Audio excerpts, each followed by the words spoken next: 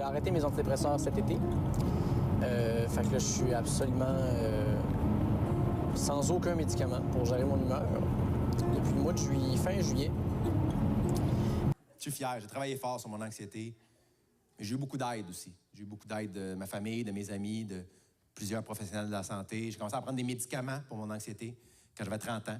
Ça a changé ma vie. Mes amis me disent que j'ai un TDA. J'ai pas trop pourquoi qu'ils me disent ça. Puis, parce qu'il y a beaucoup de troubles de santé mentale dans ma famille. Quand je dis ma famille, je veux vraiment dire moi. C'est une maladie, ça s'appelle l'alopécie. Ah, moi, j'ai un TDA, je vais vous dire de quoi. Moi, jusqu'à il y a tout récemment, je n'étais pas diagnostiqué ni médicamenté. Puis, moi, vous le dire pourquoi. C'est parce que j'avais pas le temps. Ça s'appelle un trouble obsessif-compulsif. C'est diagnostiqué. Alors, je te demande de m'accepter dans ma différence. Merci. Y en a-tu qui ont ça ici, un déficit d'attention? Si c'est ChatGPT qui t'aide dans tes enjeux de santé mentale, tu sais, t'as encore des enjeux de santé mentale, là. Excuse-moi, Chat, j'ai l'anus qui pique depuis 2 mois, là, puis je sais pas si c'est à cause des vendredis strap-on que j'ai commencé avec ma femme, là. S'il y a un sujet dont on a parlé dans le showbiz, c'est bien entendu l'Ozempic. Hein? Tout le monde se pique à l'Ozempic. C'est rendu que des grosses, on n'en veut pas. C'est rendu que tout le monde sur la planète prend de l'Ozempic. Je veux dire, même au Québec, là, Nathalie Simard nous a annoncé qu'elle prenait de l'Ozempic. Il y a aussi Sonia Vachon, Lisanne Nadeau et son podcast Sexe oral. Ça, c'est super, là. On n'a plus besoin de Jeannette pour savoir que le sexe anal, ça peut être un moyen de contraception. Salut! Et voilà, je vais commencer un petit peu à faire du montage, des vidéos à la maison, influencé par le travail, le travail. Les vidéos, la chaîne de Pierre Blanchette, puis de l'Oiseau Manqueur aussi. Dans l'idée un petit peu de dénoncer la manipulation médiatique, parce que peu de gens le font. Et puis voilà, je suis vraiment pas habitué avec la caméra. Je vais essayer de d'énoncer de parler vite. Donc, c'était suite à une vidéo que j'avais vue avec Louise Richer, l'ex-conjointe de Guy Lepage, qui disait que j'avais vu ça là, sur YouTube comme ça. Je sais pas c'était dans sur quelle chaîne ou dans quel contexte. Elle disait, oups, excusez. Elle disait que maintenant, il y avait une psychologue qui travaillait à l'École nationale de l'humour pour familiariser, dans le fond, je sais pas trop, les élèves à cette problématique-là. Mais en fait, ce qui arrive, c'est que ils les obligent, les humoristes sont des super grands vecteurs pour passer des messages, pour manipuler, dans le fond, la masse, les Québécois, la conscience collective. Et puis les humoristes, on le sait, là, hein, on sait, c'est comme ils sont utilisés à ces fins-là.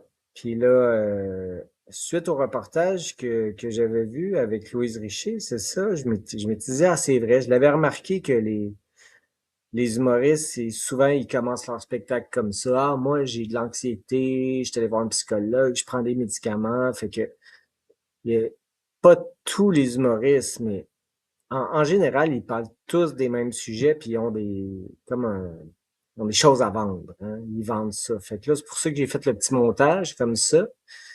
Puis, il a fallu que ça, je me suis claqué une couple de shows d'humour, là. Souvent, c'est pas long que tu trouves du contenu, t'as pas besoin de chercher tant que ça. Mais ça m'a vraiment écœuré de regarder ce contenu-là, là. Ça vole pas haut, je vous dis, les amis, là, sont très vulgaires. Ils sont très vulgaires, puis là, vous allez voir, je vais passer mon idée, c'était de trouver des segments comme ça, puis j'en ai trouvé, tu sais, peut-être que j'ai fait juste 1 minute, là, mais en fait, j'aurais pu en trouver plus, là, je me suis tanné, mais là, je me suis rendu compte aussi que ça parlait de sodomie à grosse planche, tout le temps, faut tout le temps qu'il plug une joke je sais pas, peut-être si les jokes de pets se sont transformées en jokes d'anus, là. Puis là, il faut que la sodomie, il faut que ça passe. Là, il essaie de passer ça. Fait que, tu sais, bien sûr, c'est un petit peu comme, c'est ça. Ils veulent rendre la maladie mentale, la médication, ils veulent banaliser ça, puis tout ça. Puis la sodomie, pareil. Puis c'est drôle parce que, tu sais, j'ai même, vous allez voir, il va y avoir 2 petits segments où est-ce que ils disent même que la sodomie, c'est un remède à une maladie mentale. Que le remède à une maladie mentale, c'est carrément la sodomie. Vous allez voir, je vais le faire jouer. Puis, ben c'est ça, j'aurais pu aller dans d'autres sens, mais ils sont tellement vulgaires, là, c'est tellement abaissant là, de regarder ce contenu-là. Puis souvent, là, le monde, on rit, mais vous allez voir les jokes, tu sais, les jokes de pets, c'est drôle, là, des jokes de pets, c'est des classiques. Mais là, on rit aux jokes anales puis tout ça, mais si vous prenez juste un petit peu de recul, là, vous allez voir que c'est pas drôle du tout, là, ces jokes-là. Puis, vous voyez, comme, tu sais, Daniel Grenier, là, je trouvais qu'il était, il y a une couple d'années, là, je l'aimais un peu, puis je trouvais qu'il était un petit peu différent des autres parce qu'il était je trouvais qu'il était moins politique, mais quand vous le regarderez, c'est un des pires de la gang, là. Vous allez voir, là, son show je vais vous montrer le segment là, de nécrophilie, sodomie. Ah, my God. Incroyable. Il essayé vraiment. Je sais pas si j'ai le droit. Je suis pas habitué avec ça. Je sais même pas si j'ai le droit de nommer des gens comme ça. Bon, je sais pas. Puis ouais.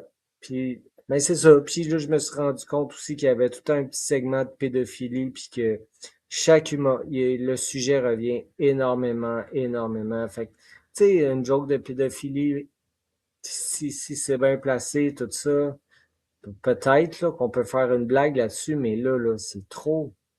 C'est dans un show sur 2, il parle de ça, là, tu sais, puis je sais pas si je lis le segment avec Mike Ward, là, non, c'est ça. Puis j'ai remarqué aussi que tu sais, à force d'écouter plusieurs humoristes comme ça, là, je me suis rendu compte que les jokes, il y avait différents humoristes qui faisaient les mêmes blagues. Des fois, j'ai l'impression qu'il y a quelqu'un ben, ça, on le sait aussi, il y a souvent des humoristes leur job, c'est d'écrire puis qui écrivent pour d'autres humoristes puis tout ça, mais il y a tout un travail là-dedans de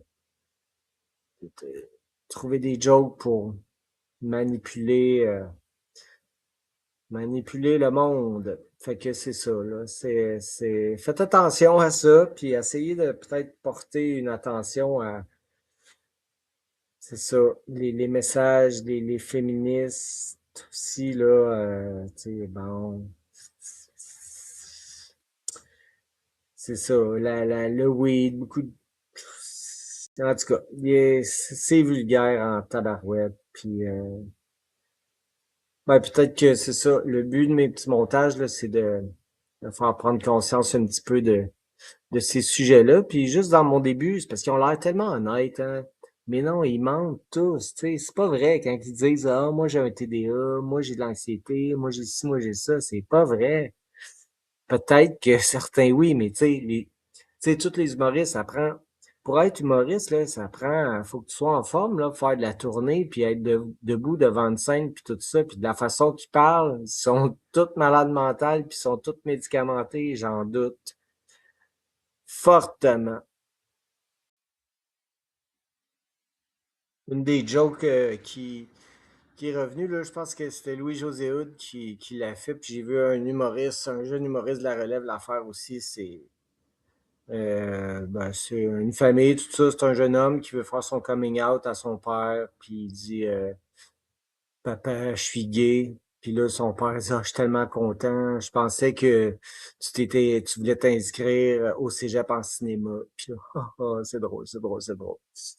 Fait que comme si s'inscrire au cégep en cinéma, là, c'était vraiment loser. Puis Ça, juste en parlant, j'avais pris des petites notes là, de tout ça. Si vous avez vu des vidéos, des images de Louis-José Hood dernièrement, comment il est rendu. Ah, mais il est laid, là. Il est vraiment laid, là. Ça fait peur. Il a comme trop fait de propagande. Il a trop travaillé pour le diable, là. Puis j'étais frappé aussi de voir comment Guillaume Lepage puis MC Gilles, ils ont les mêmes traits, là. Ils sont laids. Voilà. On s'en va dans le trou de pète. En gros, je vais vous parler de ma fourche pendant 1h15. Mon dentiste fait aussi partie des gens qui ont déjà entré des objets en moi. Moi, la première fois que je me suis fait enculer. C'est juste que quand je suis trop longtemps assis, j'ai une crampe dans l'anus. Je suis comme, pardon? Je vais pas appliquer une crème dans le trou de cul de mon ami, là, comme si... J'ai une très bonne hygiène corporelle, mais en même temps, si tu me grignotes la rondelle, t'es pas à l'abri d'une petite whiff du terroir, OK? Elle voulait que j'y chie sur le torse. Oui! Elle voulait que je fasse caca à sa poitrine. Moi, j'étais comme, hein? C'est pas trop mon genre, là. J'ai jamais fait ça, je sais pas trop comment ça marche. Finalement, je vous dirais que ça a quand même bien été. Ensemble. Donc, la question que tous les couples se posent, quand ils arrivent à cette étape-là de leur vie, c'est posée, est-ce qu'on essaye d'infeste?